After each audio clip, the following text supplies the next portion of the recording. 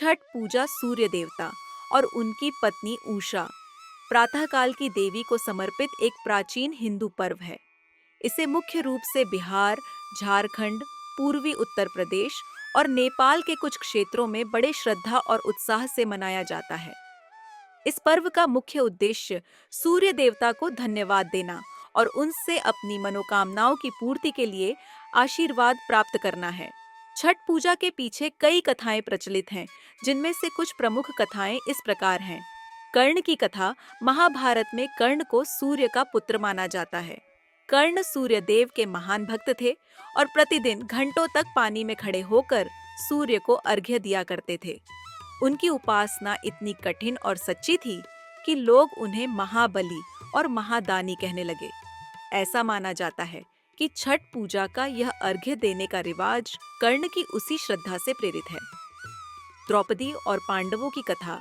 महाभारत काल में जब पांडव अपना सारा राज्य जुए में हार गए थे, तब द्रौपदी ने छठ पूजा का व्रत रखा था। इस व्रत के प्रभाव से उनकी सभी मनोकामनाएं पूर्ण हुईं और पांडवों को अपना खोया हुआ राज्य वापस मिल गया। ऐसा माना जाता है कि तभी से छठ पूजा का प्रचलन शुरू हुआ और लोग कठिन तपस्या व उपवास के साथ यह पर्व मनाने लगे। भगवान राम और माता सीता की कथा। एक अन्य मान्यता के अनुसार जब भगवान राम और माता सीता 14 वर्षों का वनवास समाप्त कर अयोध्या लौटे थे, तब उन्होंने अपने राजपाट की स्थापना के लिए सूर्य देव की उपासना की थी। भगवान राम और माता सीता ने कार्तिक शुक्ल षष्ठी के दिन सूर्य देव की पूजा की थी। कहते हैं कि तभी से लोगों ने इस पूजा को अपनाया और छठ पर्व मनाने लगे। छठी मियाँ की कथा।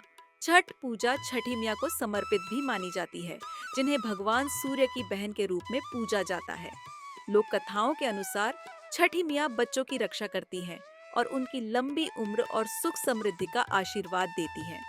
माना जाता है कि जो भी महिला सच्चे मन से छठी मियाँ की पूजा करती है, उसकी संतान दीर्घायु, स्वस्थ और सुखी रहती है।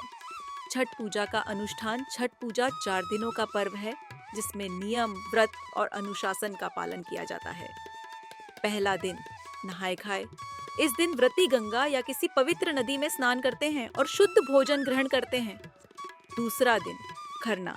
इस दिन व्रती पूरे दिन उपवास रखते हैं और सूर्यास्त के बाद पूजा करके प्रसाद ग्रहण करते हैं। तीसरा दिन, संध्या अर्घ्य।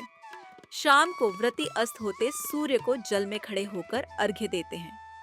चौथा दिन, प्रातः अर्घ्य। सुबह उगते सूर्य को अर्घ्य देने के बाद व्रत का समापन होता है। इस प्रकार छठ पूजा प्रकृति, सूर्य देव और जीवन के प्रति आभार प्रकट करने का पर्व है। इस व्रत को बड़ी श्रद्धा और कठिन तपस्या के साथ मनाया जाता है, ताकि सूर्य देवता का आशीर्वाद प्राप्त हो और परिवार में सुख समृद्धि बनी रहे।